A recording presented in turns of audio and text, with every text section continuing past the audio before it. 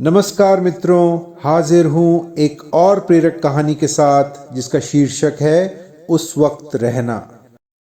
एक बार की बात है, एक बड़े से अस्पताल के 5वीं मंजिल पर जब एक चिंतित नजर आ रहा एक सैनिक पहुंचा तो वहां ड्यूटी पर उपस्थित नर्स समझ गई और जल्दी से उस युवक सैनिक को एक कमरे में ले गई।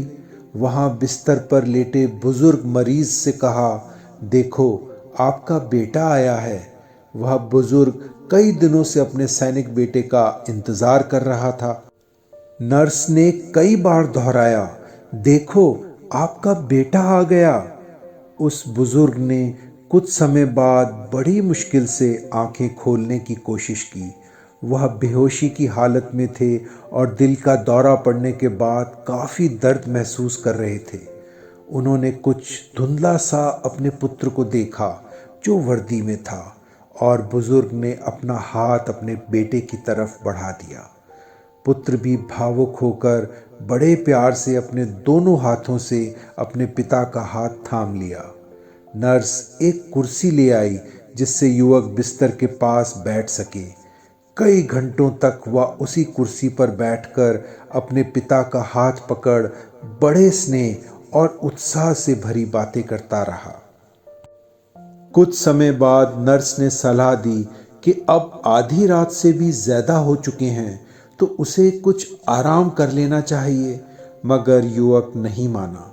जब भी नर्स कमरे में आती उसे वह युवक हर बात से बेखबर पूरी शिद्दत से अपने पिता के हाथों को प्यार से थामे बैठा दिखता। युवक आसपास की आती आवाजें और क्रियाकलापों से अप्रभावित बैठा रहा। रात भर पिता कुछ नहीं बोले पर उन्होंने अपने पुत्र का हाथ पकड़ कर रखा। सुबह होते होते वह बुजुर्ग स्वर्ग से धार गए, मगर अभी भी उन्होंने अपने पुत्र का हाथ थामा हुआ था। पुत्र ने अपने पिता का निष्प्राण हाथ एक तरफ रख चिंतित स्वर में नर्स को बुलाया। नर्स ने पुत्र के प्रति संवेदना व्यक्त करते हुए शोक प्रकट किया, मगर युवक ने नर्स को बीच में ही रोककर पूछा, यह बुजुर्ग कौन थे? यह प्रश्न सुनकर नर्स एकदम चौंक गई और कहा, वह तो तुम्हारे पिता थे। नहीं, वह मेरे पिता नहीं थे, उस युवक ने कहा।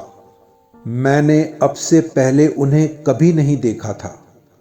नर्स ने हैरत भरे अंदाज से कहा, मगर तुमने मुझे उस वक्त क्यों नहीं टोका जब मैं तुम्हें उनके पास ले गई थी? युवक ने कहा, मुझे उसी वक्त पता था कि कुछ गलती हो रही है, मगर मुझे यह भी एहसास हुआ कि उन बुजुर्ग को अपने पुत्र का बेसब्री से इंतजार था।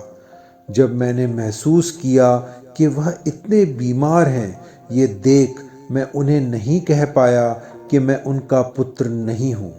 मैं समझ गया उन्हें अपने पुत्र की इस वक्त सख्त ज़रूरत है, इसलिए मैं उनके साथ उनका पुत्र बनकर रहा। मित्रों, अगर आपकी उपस्थिति मात्र से किसी के जीवन के अंधेरे में कोई रोशनी की किरण आ जाए, कोई आस जाग जाए, थोड़ी खुशियां मिल जाएं, तो अपने हृदय में वह संवेदनशीलता ज़रूर रखें। अच्छा मित्रों, फिर आऊँगा एक और प्रेरक कहानी के साथ। तब तक स्वस्थ रहिए, खुश रहिए और दूसरों को भी खुश रखने की कोशिश कीजिए। नमस्कार।